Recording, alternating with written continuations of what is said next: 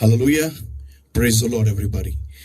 पुन्हा एकदा तुमच्यामध्ये उपस्थित असताना मला अतिशय आनंद होत आहे आणि सर्व जे फॉर्म्युला 316चे जे काय आयोजक आहेत, जे ऑर्गनायझर्स आहेत, त्या सर्व लोकांना thank you very much for hosting me on your wonderful page, and I believe God is blessing you and enriching you and prospering all of us by this word that the Lord is speaking through my mouth. मी फक्त एक instrument आहे आणि देवा प्रभू येशू ख्रिस्त त्याचा पवित्र आत्मा हा मला चालवत आहे. बाकी सर्व मान महिमा गौरव प्रभू येशू ख्रिस्ताला जे काही कार्य पवित्र आत्मा ह्या मेसेजेसद्वारे ह्या सर्व्हिसद्वारे करत आहे. चला आपण लवकरच प्रार्थना करूया आणि वचनामध्ये जायची तयारी करूया. Thank you Lord my God for this time that you given to us, and blessed Holy Spirit of God, thank you for anointing this time, thank you for coming into this place. Beloved Holy Spirit of God, we welcome you, Lord, we welcome you to take charge right now, Lord. I hand over every single person, Lord my God, right now that are tuned in, that have connected to this page today, Lord, to Formula 316, Lord, and every part of darkness trying to attack your people from not allowing and not to maintain their watch, Lord, my God. But I'm destroying and consume with the fire of the Holy Ghost in the name of the Lord Jesus Christ of Nazareth, and I set the people free in Jesus' mighty name. Blessed Lord, my God, let intensify the hunger and the thirst for your word and for your anointing in today's time, Lord, in this service, and speak to our hearts. And we vow, Lord, like always, all glory, honor, power, praise, and all the thanks, wonderful Lord Jesus, belongs to you and you alone for every single thing that the Holy Ghost shall do in this place. It is our promise, and no man shall have your glory, and no flesh shall glory in your presence. So Lord, it is our promise, and we will keep it, Lord. In Jesus' name we pray and we ask. Amen. Hallelujah. Praise the Lord. आज आपण आजचा विषय फारच सुंदर असा विषय आहे आणि मला विश्वास आणि खात्री आहे की देवाचा आत्मा आज आपल्याशी बोलणार आहे. आणि मला विश्वास आहे की आजच्या वचनाद्वारे पुष्कळांचं जीवन बदलणार आहे. स्वतःकडे पाहण्याचा दृष्टिकोन नवीन होणार आहे. स्वतःच्या जीवनाकडे पाहण्याचा दृष्टिकोन नवीन होणार आहे. तर आपण त्वरित लवकरच रोमकरसपत्राचा 12वा अध्याय आणि वचन 2 पाहणार आहोत. Romans chapter 12 and verse 2. And be not conformed to this world, but be ye transformed by the renewing of your mind, that ye may prove what is that good and acceptable and perfect will of God. Amen. आपण प्रार्थना करूया. Thank you, Lord, for this word. Thank you for anointing today's service. Thank you, Lord, for speaking to our hearts. You take charge. You speak to our hearts, and you change our lives. In Jesus' name we pray and we ask. Amen. Hallelujah. Praise the Lord. माझा विषय थोडासा आज विशेष करून शीर्षक हा थोडासा interesting असा आहे आणि मला विश्वास आणि खात्री आहे की पुष्कळांच्या जीवनामध्ये हा एक फार मोठा प्रश्नचिन्ह असणार आहे आणि मला विश्वास आणि खात्री की पवित्र आत्मा ह्या वचनाद्वारे आपली भेट घेणार आहे. आपण त्वरित वचनामध्ये जाऊया. माझा विषय असा आहे, मी त्याला पहिले इंग्लिशमध्ये म्हणत आहे आणि मग आपण मराठीत ते ऐकूया. हे that the raven hasn't come back. अरे तो कावळा परत आला नाही. मी पुन्हा सांगत आहे, माझा विषयाचं नाव आहे अरे तो कावळा परत आला नाही. इंग्लिशमध्ये हे the raven hasn't come back. आता पुष्कळाला प्रश्न पडला असेल हे काय आहे, तर मी तुम्हाला थोडंसं ह्या वचनातून गाईड करतो. आपण वाचूया उत्पत्तीचा 8वा अध्याय आणि 8वा अध्याय म्हटल्यास क्षणी पुष्कळांना लगेच कळालं असणार आहे की नोहाबद्दल बोलत, आणि तुम्हाला आता हा संदर्भ लगेच क्लिक झालेला आहे. Genesis chapter 8 everybody. उत्पत्तीचा 8वा अध्याय आणि वचन 6 ते 7. उत्पत्ती 8 वचन 6 ते 7. And it came to pass at the end of 40 days that Noah opened the window of the ark which he had made, and he sent forth a raven which went forth to and fro until the waters were dried up from off the earth. आपण इथं पाहतो की ज्या वेळेस देवाने जल प्रलय आणला होता आणि जल प्रलय आणल्यानंतर आपण पाहतो की देवानी नोहाला त्या तारू बांधायला लावलं आणि नंतर मग तारूमध्ये देवानी नोहाला आणि त्याच्या कुटुंबियांना आणि जे देवानी जे प्राणी त्यांना सांगितले होते त्यांना तिथं आत बंद केल्यानंतर आपण पाहतो की 40 दिवस आणि 40 रात्र अतिशय भयावह पाऊस पडला. अतिशय समुद्राने आपले पोट उघडले आणि पुष्कळ असे मला तरी वाटतं त्यावेळेस आपण त्याला सुनामी म्हणूया, पण पुष्कळ असे प्रचंड प्रकारचे सुनामी समुद्रातून येऊन या भूतलाला पूर्णपणे पाण्याने झाकून टाकलं आणि मानव जेवढे सगळे होते, जेवढे विश्वास ठेवला नाही ते सर्वजण त्यामध्ये मरण पावले. मरण पावल्यानंतर ज्यावेळेस 40 दिवस आणि 40 रात्र पूर्ण झाल्यानंतर नोहानी, बायबल सांगतो उत्पत्तीचा 8वा त्याने वचन 6 पासून पुढे आपण पाहतो की नोहानी ती खिडकी उघडली जी त्यांनी बनवली होती आणि त्या खिडकीतून एक कावळा त्यांनी बाहेर सोडला आणि वचन सांगतो की तो कावळा इकडं तिकडं भटकून तो पाणी ओसरू पर्यंत तो it says until the waters were dried up from the earth, तो इकडं तिकडं भटकत होता जोपर्यंत पाणी ओसरले नाही. आमेन. माझा विषय असा आहे की तो कावळा परतला का नाही परत एकदा तारूमध्ये. आपण पाहतो की त्यानंतर त्यांनी एक कबुतरी घेतली म्हणजे फिमेल डव आणि तिला सोडले आणि ज्यावेळेस तिला कुठेही जागा नाही मिळाली ते परत आली. पण नंतर ती जेव्हा ती परत आली तिच्या तोंडामध्ये ऑलिव्ह झाडाची फांदी होती आणि त्याच्यानंतर आपण पाहतो की मग नोहाला कळालं की पाणी ओसरले आहे. पण कावळा मात्र परत आला नाही. माझा प्रश्न असा आहे, हा कावळा गेला कुठे आणि गेला तर मग जिवंत राहिला कसा. बायबल सांगतो की पाणी ओसरूपर्यंत तो इकडं तिकडं भटकत होता. ऍक्च्युली इंग्लिशमध्ये त्याला म्हणतात रेवन. रेवन हा असा कावळ्याचा अशी एक प्रजाती आहे जी कावळ्यापेक्षाही मोठी आहे. तिचा स्टॅमिना जास्ती प्रचंड आहे, त्याची साईज जास्ती मोठी आहे, त्याचा ओरडण्याचा आवाज पण वेगळा आहे, कावळ्यासारखा नाहीये, त्याचा आवाज थोडा वेगळा असतो आणि तो एका जसं काय एक हॉक ज्याला इंग्लिशमध्ये म्हणतो आपण हॉक ह्याच्या साईज प्रमाणे आहे, ह्याच्यासारखी थोडीशी त्याची हालचाल असते ह्या रेवनची, ज्याला मराठी पण कावळाच म्हणूया पण थोडस त्याच्यामध्ये फारकत आहे. कावळा हा रेवन हा थोडासा मोठा असतो. तर ह्या कावळ्याला आपण पाहतो तो कुठेच थांबला नाही, तो हवेमध्ये इकडं तिकडं भटकत होता जोपर्यंत पाणी ओसरलं नाही. तर माझा प्रश्न असा आहे, त्यांनी खाल्लं काय. आमेन. त्यांनी काय खाल्लं तर तुम्हाला सांगू द्या, कावळ्यांना मेलेल्या गोष्टी खायला आवडतात, सडलेलं खायला आवडतं, जे काही घाण आहे. म्हणजे आपण ऍक्च्युली जसं पाहायला गेलं निसर्गामध्ये ना, निसर्गाचे काय व्हॅक्युम क्लीनर असतात, त्यामध्ये एक डुक्कर आहे, एक मग कावळा आहे, काही रस्त्यावरचे कुत्रे पण आहेत. ते लोक क्लिनिंग करतात. म्हणजे काही सडकं मडकं पडलेलं असेल, आपण पाहतो रस्त्यावरती अनेकदा ऍक्सिडेंट होऊन कुत्रं पडलेलं असतं, तर कावळे त्याला येऊन वेचत असतात ते, आणि 2 दिवसांनी पाहायला गेलं तर ते सगळं साफ झालेलं असतं. का? कारण कावळे ते खाऊन टाकतात किंवा कुत्रेही खाऊन टाकतात किंवा डुकरं तर काय खातात आपल्याला सांगायची काही गरजच नाहीये. तर हे कावळे जे असतात ह्यांचं एक वैशिष्ट्य आहे की त्यांना सडकं द्या, काही द्या, त्यांची धाव जी आहे अशाच घाणीच्या ठिकाणी पहिली असती. तुम्ही जर का कचरकुंडी पाहिली तर आपल्या कचरकुंडींकडे आपण जर का नीट निरखून पाहिलं त्याच्यावरती दुसरं कोणताही प्राणी जास्ती नसेल तर कावळे जास्ती असतात. विशेष करून ज्यावेळेस काहीतरी तिथं मेलेलं पडलेलं असतं, कावळे लगेच जमा होतात आणि त्या ठिकाणी ते साफ करून टाकतात. देवाने त्यांना तसंच बनवलेलं आहे. माझा प्रश्न होता की हा जो कावळा आहे तो काय खात होता.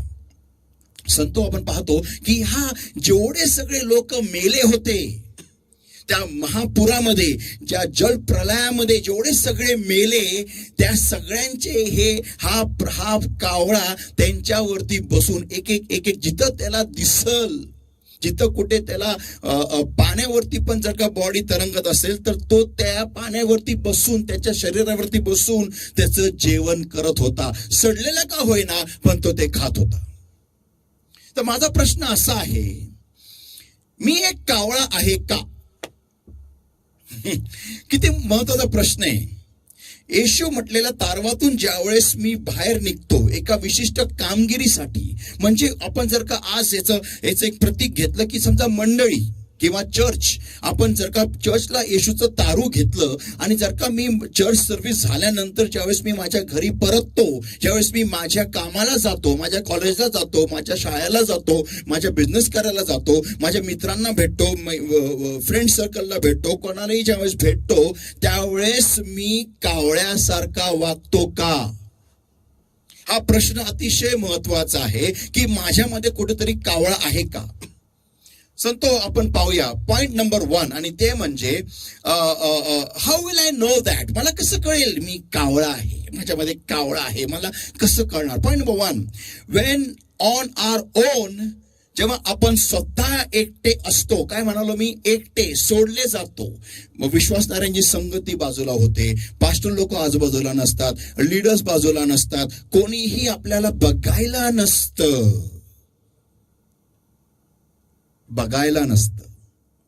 कधी कधी पुष्कळदा विसरतो, वरतून कॅमेरा आणि एक व्यक्ती नेहमी पाहत असतो, पण आपल्याला वाटतं मेरे को कोई नहीं देख रहा है. कोणी आपल्याला बघायला नसतं. Where do we head off to in our minds? आपण आपल्या मनामध्ये कुठे जातो? आमेन. आपण आपल्या मनामध्ये कुठे जातो? आपले म्हणजे आपले विचार कुठे जातात? एकटं सोडल्यानंतर, म्हणजे कोणी आसपास नाही, विश्वासणारे घरचे, आई वडील, पास्टर, लीडर्स, चर्चचे लोक, सभासद, कोणी आसपास नाही, त्यावेळेस आपले विचार कुठे जातात? माझ्या मागे तुम्ही म्हणू शकता, कुठे जातात? फार महत्वाचं आहे. रोमकरासपत्राचा 8वा अध्याय वचन 5. रोमकरासपत्राचा 8वा अध्याय आणि वचन 5. Romans 8 and verse 5. For they that are after the flesh do mind the things of the flesh, but they that are after the spirit the things of the spirit. Amen. जे देहाच्या मागे, देवाच्या नाही, देहाच्या मागे असतात, ते देहाच्या गोष्टी चिंततात. ही काय बोलली, ती काय बोलली, तो काय बोलला, असं कसं काय बोलला, थांब मी बरोबर दाखवते. मग ही कोण चाललेली आहे, हिच्या मागे पळत जा, व्हॉट्सअपवरती तिला मेसेज करते, स्टेटस बघत राहा, तिला सारखे हाय पाठवत जा, फेसबुकवर तिला फ्रेंड नोट दे, त्याला फ्रेंड रिक्वेस्ट पाठव, आणि हे ते देहाचे नाही, मला त्याला शुभवर्तमान सांगायचं होतं, म्हणून मी फ्रेंड रिक्वेस्ट पाठवले. हे तुमचं अंतःकरण हे तुम्हाला ठाऊक आणि देवालाच ठाऊक. आमेन. तर माझे विचार कुठलचे आहेत, तिथंच मी जाणार.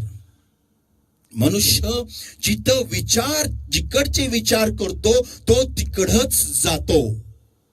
नंतर मी एक फार उत्कृष्ट उदाहरण देणार आहे. काय म्हणालो मी, मनुष्य जिकडचे विचार करतो तो तिकडच जातो. आणि बायबल हे सांगतं, नंतर मुद्दा क्रमांक 2, why is death or no increase in my life? मला कसं का कळेल की माझ्यामध्ये कावळा आहे? कारण का, तर माझ्यामध्ये मृत्यूचे कार्य चालू आहेत. असे कार्य ज्याच्याने मृत्यू जन्मास येते, मृत्यू उपजवितो, किंवा वाढ नाही, समृद्धी नाही. काही कुठेही हात घातला, काही कामाला हात घातला, अपयश. कुठेही जॉबसाठी ऍप्लिकेशन केलं, अपयश. कुठेही ऑर्डरसाठी जातो, अपयश. कुठेही काही चांगलं करायला जातो, अपयश. का बरं? असा एक प्रश्न आहे. आपण पहिलं पाहूया रोमकरासपत्र तोच अध्याय आणि वचन 6. Romans 8 and verse 6. For to be carnally minded is death. कारण देहाचे चिंतन हे मरण असं आहे, बायबल सांगतं. आपण जेवढं देहावरती चिंतन करत राहूया, तेवढं मृत्यू किंवा मरण आपल्या जीवनातून दिसून येईल. आपण जिवंत राहू मात्र, असं आदमाने हवेने फळ खाल्लं जसं ते जिवंत होते, मेले नाही, पण प्रॉफिट किंवा समृद्धी ही त्यांच्या जीवनामधून गेली, गॉन. तो आज मुद्दा असा आहे की माझ्या जीवनामध्ये समृद्धी आहे का, हे मला आणि तुम्हाला सगळ्यांना, आपल्या सर्वांना चेक करणं अतिशय महत्वाचं आहे. We need to check it up. We need to understand that what is more important for me? What is more beloved for me? My flesh, my fleshly deeds, or my blessings, my profit? माझ्यासाठी काय महत्वाचं आहे? माझे देह आणि माझ्या देहाची कृत्य, का माझी समृद्धी, माझे आशीर्वाद? काय महत्वाचं आहे? हा निर्णय आज घेऊन टाका. खरं सांगतो प्रियांनो, आज हा निर्णय घेऊन टाका. काय महत्वाचं आहे? What is important? वर्षानुवर्ष तिथंच राहणं, वर्षानुवर्ष त्याच थडग्यामध्ये राहणं, त्याच अपयशामध्ये जगत राहणं, त्याच जिथं समृद्धी नाहीये तिथं झगडत राहणं, तिथंच मरत राहणं. लोकांनी अनेक टोमणे घालावे. काही लोकांनी म्हणायचं अरे बघा ह्या चर्चला जातो म्हणून बघा याच्यामध्ये त्याच्या जीवनामध्ये काही समृद्धी नाहीये, यांनी येशूला स्वीकारलं म्हणून याच्या जीवनामध्ये काही समृद्धी नाहीये. ज्यापासून हा ख्रिस्तामध्ये गेला त्यापासून या जीवनामध्ये नुसतं अपयशच अपयश आहे असं लोकांनी म्हणावं का आपल्याबद्दल आज? काय म्हणजे, आणि लोकांनी येशूला का दोष द्यावा? हो, चुकी आपली आहे. आपण चुकत आहोत, आपण चुकीच्या मार्गामध्ये जात आहोत, आपण चुकीच्या गोष्टींमध्ये हात घुसवतोय. आपलं दिवसभर from Monday through to Saturday, सोमवार पासून शनिवार पर्यंत आपलं मनन आणि चिंतन हे देह देह देह देह देह असतो, आणि मग रविवारी आपलं म्हणतो देव देव देव देव असतो. How is it going to work? कसं चालणार आहे? अहो, आपण पण ज्यावेळेस आपल्याला सकाळी दूधवाला येतो किंवा आपण प्लास्टिकचं नाही सर, आपण प्लास्टिकच्या बॅगीतलं दूध आपण जरी घेत असू, तर जेव्हा आपण दुधासाठी जेव्हा हंडी निवडतो ती पण धुवून स्वच्छ करतो. ज्या हंडीमध्ये आपण करी ठेवलेली असती, काय काय विचित्र काही गोष्टी काय पण साठून ठेवलेल्या असतात, तिला आपण असंच घेत नाही, तिला आपण फार चांगल्या रीतीने धुवून घासून काढतो आणि मग काळजीपूर्वक बघतो त्यामध्ये काही घाण आहे का, आणि मगच त्यामध्ये आपण दूध ओततो. का बरं प्रियानो? कारण ते दूध महत्वाचं आहे, ते दूध व्यर्थ जाऊ नये. मग हे जे भांडे आहेत ह्याच्यामध्ये देव त्याचं चांगुलपणा, त्याचं वैभव, त्याचं गौरव, त्याची समृद्धी, त्याचे आशीर्वाद का बरं देईल? जर का हे भांडे घाणेरडे आहेत, जर का हे डबडं वरचं हे चुकीच्या गोष्टींवरती मनन करतं, चुकीच्या गोष्टींवरती दिवस रात्र नुसतं फालतू गोष्टी, हेच ते हे ते काय काय सिरियल्स आहे, काय काय पुष्कळ गोष्टी आहेत. मला सांगायची गरज नाही, तुम्हाला ठाऊक आहे आपण काय करतोय, आपल्या सर्वांना ठाऊक आहे. प्रत्येकाचे देहाचे काम वेगळे वेगळे आहेत, तुमचे वेगळे, माझे वेगळे. आमेन.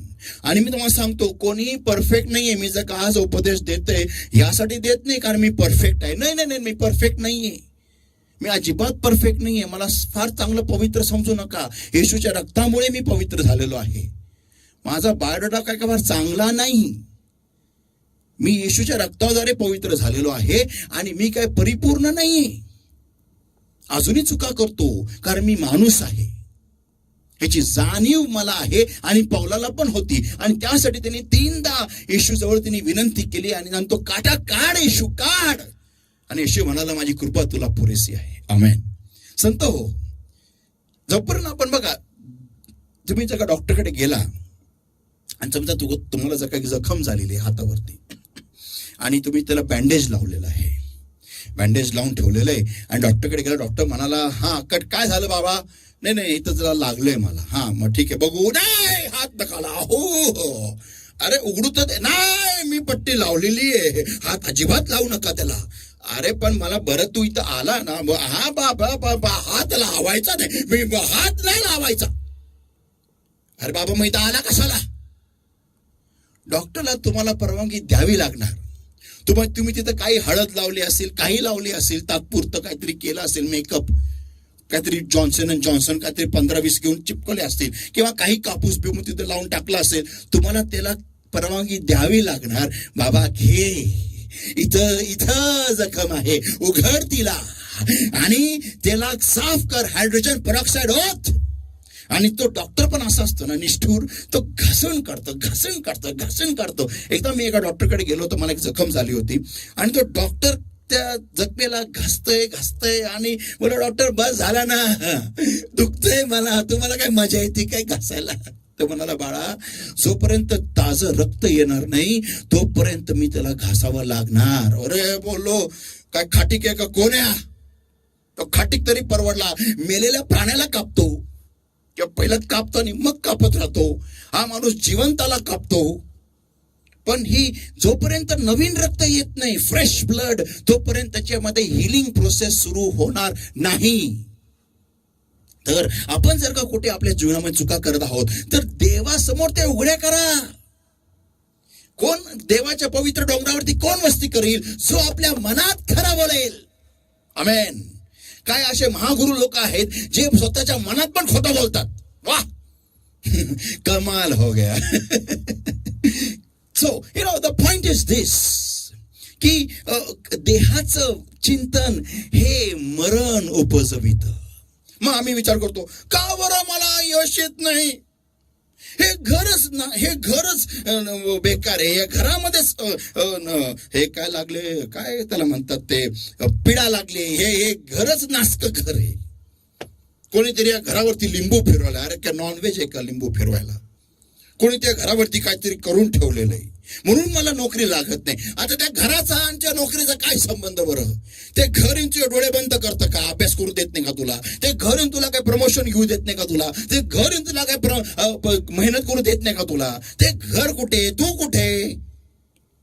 नाही, बायबल सांगतं, जर का तू माझ्या अनुवादाच्या 28व्या अध्यायामध्ये, जर का तू माझ्या आज्ञाचा अवज्ञा केल्या आणि जर का तू माझ्या आज्ञेनुसार राहिला नाही, तर तुला जे काही शाप आहेत ते तुझ्यावर येऊन तुला गाठतील. म्हणजे तिथं तू कामाला जाणार आहे, नवीन जॉब घेतलेला आहे, तुझं स्वागत करायला तुझं अपयश तिथं आधीच पोहोच राहील. आओ ठाकूर, आओ अभी तक जिंदा हो, आ जाओ. संतो, किती इंटरेस्टिंग गोष्ट आहे. आणि तसे आशीर्वाद जर का आपण देवाच्या आज्ञेनुसार केलं आणि आज्ञेचं पालन केलं तर आपले आशीर्वाद आपल्या वर येतील आणि आपल्याला गाठतील. आमेन. आपण कुठेही जायच्या आधी आपले आशीर्वाद तिथं पहिले पोहोचतील. Hallelujah, praise the Lord. तर संतो, महत्वाचं आहे की काय माझे चिंतन, माझ्या जीवनामध्ये मरण मला दिसत आहे का आणि अपयश दिसत आहे का? म्हणजेच माझे विचार हे कुठेतरी कावळ्यासारखे आहेत. मी परत वाचत आहे, रोमकरासपत्राचा 8वां अध्याय आणि वचन 6. For to be carnally minded is death, but to be spiritually minded is life and peace. आमेन. आत्म्यांचं चिंतन म्हणजे जीवन, लाईफ. जेव्हा कधी मी एका रोपट्याला त्याच्या बीजातून फुटताना पाहतो, मला दिसून येतं की an aspiring power is breaking forth through that seed. एक तेजस्वी असं एक आवेशाने भरलेलं असं एक सामर्थ्य बाहेर पडत आहे. एक जगण्याचं सामर्थ्य, एक काहीतरी करून दाखवायचं सामर्थ्य, एक आपल्या अस्तित्वाची छाप ह्या पृथ्वीवरती सोडून जाण्याचं सामर्थ्य त्या बीजातून निघत आहे. अनेक गोष्टींसाठी उपयोगात येण्याचं सामर्थ्य त्या बीजातून निघत आहे. जेव्हा मी एका बीजाला रोपटं फुटताना पाहत असतो. That speaks of many things. I've just said a few things. थोडक्याच गोष्टी बोलायच्याबद्दल. It speaks of great things. Life, it speaks of life, that I'm alive. मी आतमध्ये जिवंत आहे, मी आतमध्ये फलतृप्त आहे, माझ्या आतमध्ये ती क्षमता आहे की माझ्या अवतीभोवतीची परिस्थिती आहे, त्या परिस्थितीमधून मला सत्व घेता येतं आणि माझ्या चांगल्या भल्यासाठी याचा मी उपयोग करू शकतो. ह्याला म्हणतात रोपटं फुटताना म्हणजे लाईफ. ह्याला म्हणतात लाईफ. आपल्या भोवती किती चांगल्या गोष्टी असू द्या, पण आपण जर का त्याचा उपयोग नाही केला, मग आपण त्या will be like the chef, जो गव्हाच्या वरती असतो त्याच्यासारखे आपण असूया, भुशासारखे. जे राहतो त्या गव्हावरतीच आहे, त्याचं ठिकाण त्या गव्हावरतीच आहे आणि तो त्याच फांदीला जोडलेला आहे, ज्या फांदीवरती तो गहू पण आहे. पण त्याचं उद्दिष्ट काय की मला किती पाणी द्या, किती खत द्या, काही टाका माझ्यावर, मी सुक्का तर सुक्काच राहील. वा. पण तो गहू काय म्हणतो, जरी मला तू माझ्यावरती आहे, पण त्या गव्हाच्या फांदीतून मला जे काही घेता येतं ते मी घेणार, कारण ते माझ्यासाठी आहे. तो आपण कोण, तो भुसा का तो गहू? सांगतो आज हा मेसेज जो आहे फार महत्वाचा आहे. आपण आज लॉकडाऊन आता उघडणारच आहे. पुष्कळांच्या नोकऱ्या गेल्या असतील, मला माहिती नाही. पुष्कळांच्या नोकऱ्यांवरती डेडलाईन आली असेल आणि पुष्कळांना नवीन नोकऱ्या शोधायच्या असतील आणि पुष्कळांच्या नोकऱ्यांमध्ये त्यांना काहीतरी उत्कृष्ट करून दाखवायची आता वेळ आलेली असणार आहे. कारण एवढ्या नोकऱ्या गेलेल्या आहेत, एवढे लोक बेरोजगार झालेले आहेत. या भारतामध्ये आज एवढी महागाई वाढत आहे आणि या सगळ्या प्रकारांमध्ये आपल्याला यश मिळणं, समृद्धी मिळणं अतिशय महत्वाचं आहे.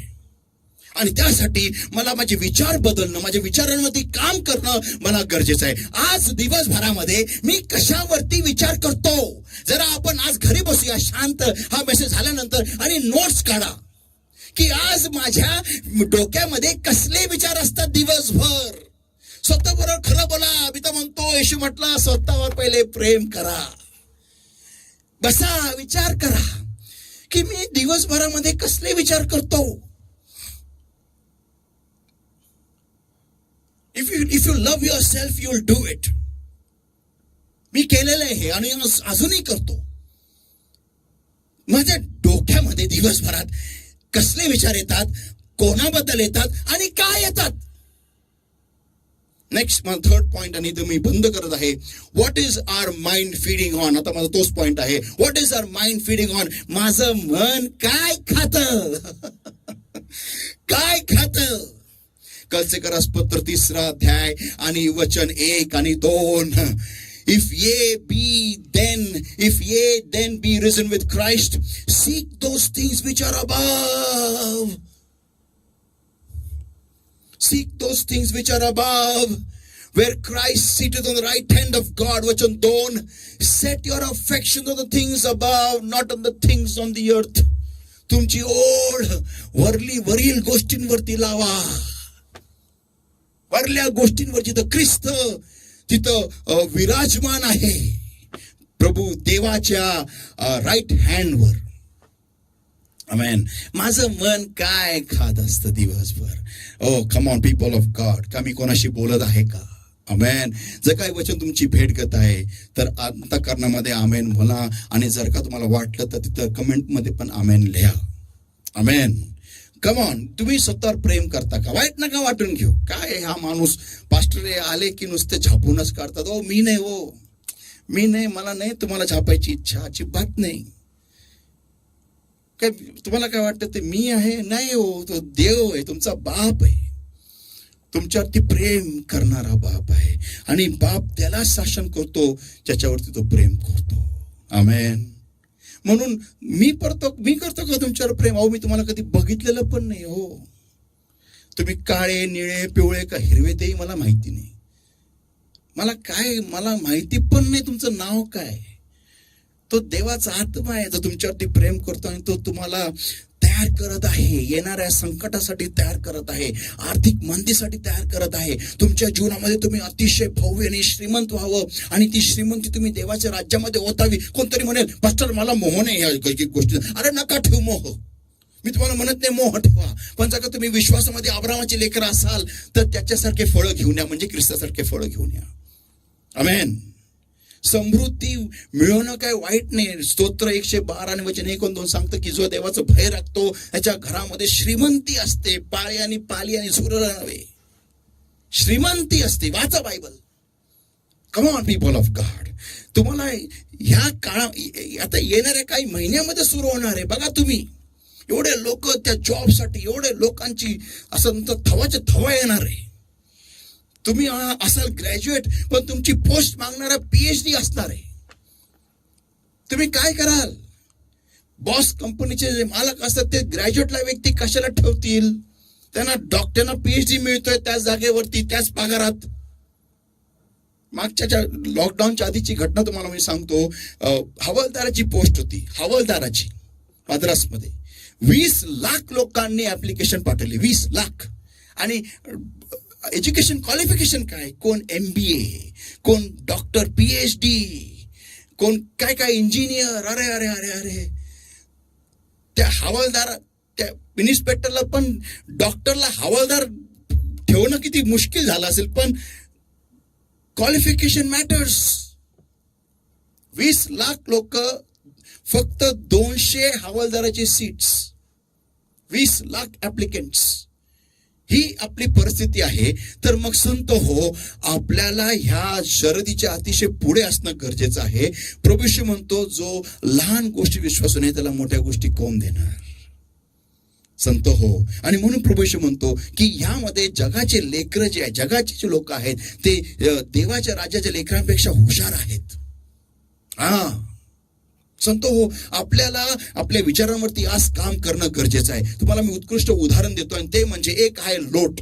लोट हा अब्राहामाबरोबर होता. तोपर्यंत तो देव देव देव देव देव करत होता. पण ज्या क्षणाला अब्राहामापासून वेगळा झाला त्यांनी लगेच त्याचं तोंड सदोमाकडे लावलं, घाणीकडे लावलं, घाणेड्या गोष्टीकडे लावलं. का. कारण तो मनातून काळा होता. तो राहत होता गरुडाबरोबर, अब्राहामाबरोबर, पण त्याचे विचार हे नेहमी कावळ्यासारखे होते. जसं तो एकटा सोडला गेला, जसं तो तारवातून बाहेर आला, अब्राहम नावाच्या तारवातून बाहेर आला, लगेच सटाक सदोम आणि गमोरा. बायबल सांगतं त्यांनी त्याचं तंबू सदोम आणि गमोराच्या दिशेने लावलं. वा. मग तू काय शिकला रे अब्राहम बरोबर राहून? हमको नहीं पता, हमको कुछ नहीं मालूम, हम क्या सीखा है, हम तो ऐसे रहा, ये भटका रहा है, हम भी भटका रहा है. अरे काहे जा रहे हो के पीछे? अरे हमारे को नहीं मालूम हम काहे जा रहे, ये जा रहे सर हम भी जा रहा है. हे आहे असं कावळा बाहेर पडला की गण. मग कुठे घाण दिसती, परत नाही आला. परत चांगलं खाद्य खायला त्या दारावात नाही आला. कुठे कोण मेलेलं दिसलंच त्याला. एवढे प्रेत धनाधन त्याची तर पार्टी झाली होती. बिर्याणी सगळीकडे. आणि दुसरं उदाहरण पाहतो इस्रायलाचं राष्ट्र. जसं मिस्रातून निघालं, नेहमी मोशेला म्हणायचं, नेहमी तो बाबाला का बाहेर काढला? कावळे.